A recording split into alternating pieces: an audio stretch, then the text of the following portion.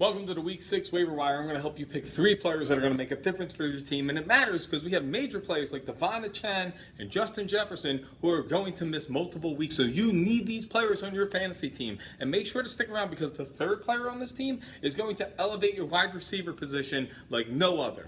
Now, the first player we have is Tyjae Spears. And here's the thing. I think the era of Derrick Henry is over. And by the era of Derrick Henry, I mean he's just not the volume back he used to be. And when he does play, it's not electric anymore. It's just 3 yards in a cloud of dust. It's just not the same thing.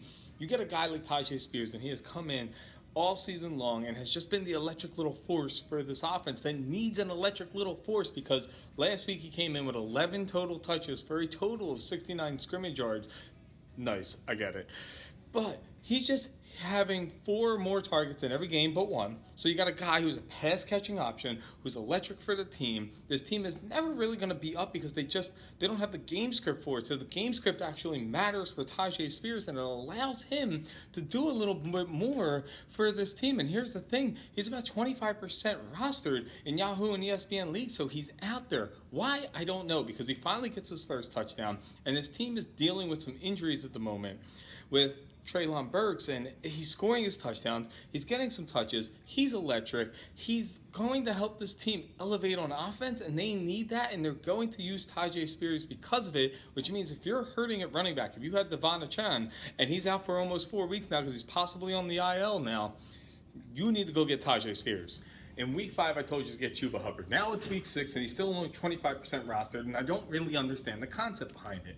I'm not saying he is the lead back. I'm not saying he's going to lead in volume for the Carolina Panthers. He is pretty much a handcuff to a guy who does get a lot of injuries, specifically groin and hamstring injuries with Miles Sanders.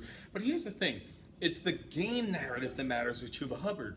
They're not a good team. They're going to be behind. They're going to dink and dunk the ball. And Chuba Hubbard saw some extra touches. I believe he got 9 total touches in the game last week.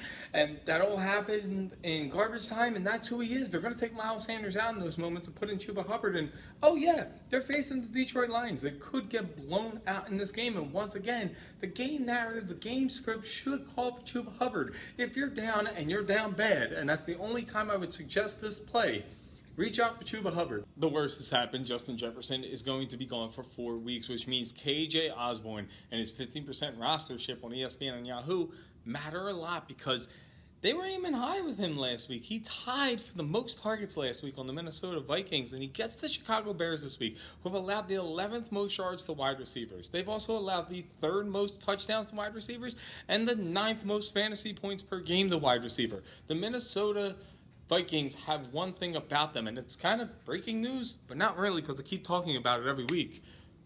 They suck on defense, which means it's always going to be a shootout for them, which means they're always going to have to throw the ball, put up points, and when that happens, a player like KJ Osborne is going to matter because he is bigger than Jordan Addison, which means he's going to have a little bit more red zone play. So now it's going to go Hockenson, KJ Osborne, Jordan Addison, in my opinion, when it comes to big bodies inside the 20 that can make a play. Let me know which players you think is the best to pick up this week for week 6, but one of these 3 is going to help you win your fantasy league, and I would like to know who. So tell me who your favorite pick out of these 3 are, and let's win in week 6.